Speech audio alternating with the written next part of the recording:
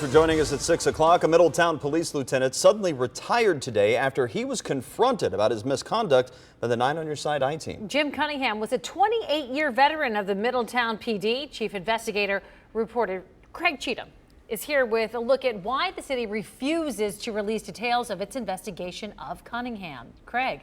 Tanya and Craig, city officials claim the public is not entitled to know what it learned about Jim Cunningham during the city's investigation because that information, it says, is protected by attorney-client privilege. Lieutenant Craig Cheatham, Channel 9. I'd like to ask you a few quick questions. You got a minute? For several years, the city of Middletown has been hiding what it knows about allegations of Lieutenant Jim Cunningham's chronic misconduct. The comments that you made to 7 coworkers, can you talk about that?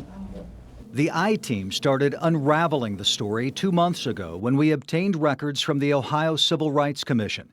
The records included complaints filed 3 years ago by 7 Middletown police officers who said Lieutenant Cunningham had sexually harassed them.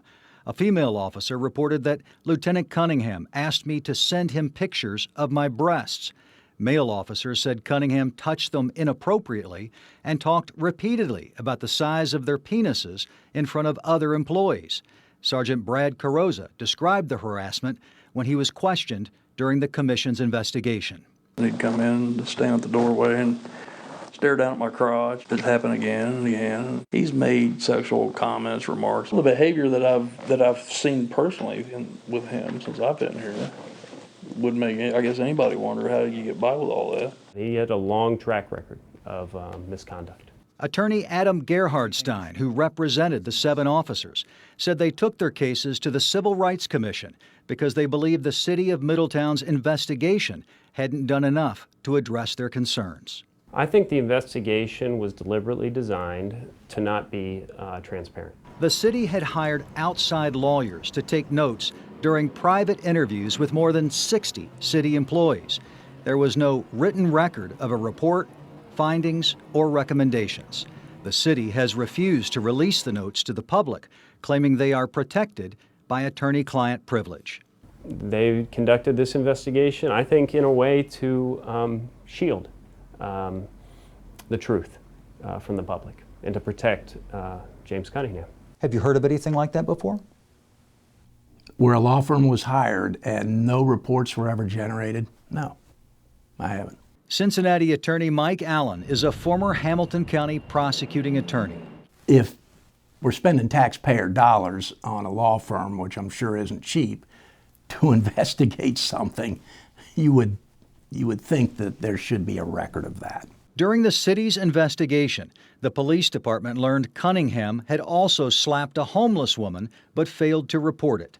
The city concluded Cunningham violated the use of force policy and that he harassed officers, then combined all of it together, calling it conduct unbecoming, and suspended Cunningham for 30 days. Only 5 of those days were without pay. Under that agreement, the former police chief would determine if Cunningham needed counseling, which is why the 7 officers filed their complaints with the Civil Rights Commission. There's a lot of great officers at the city of Middletown, and my clients were among them. All they wanted was to create a more healthy, supportive working environment.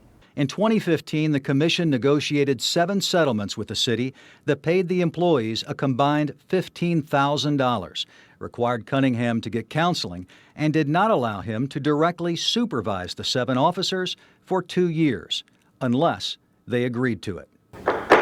Former prosecutor Mike Allen says the city of Middletown has the right to share the notes from its investigation of Cunningham with the city taxpayers who paid for it. You can't or you won't? Exactly right.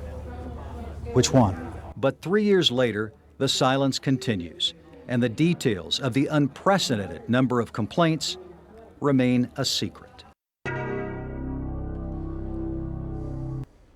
Police Chief Rodney Muterspaw and City Manager Doug Adkins declined to discuss the case.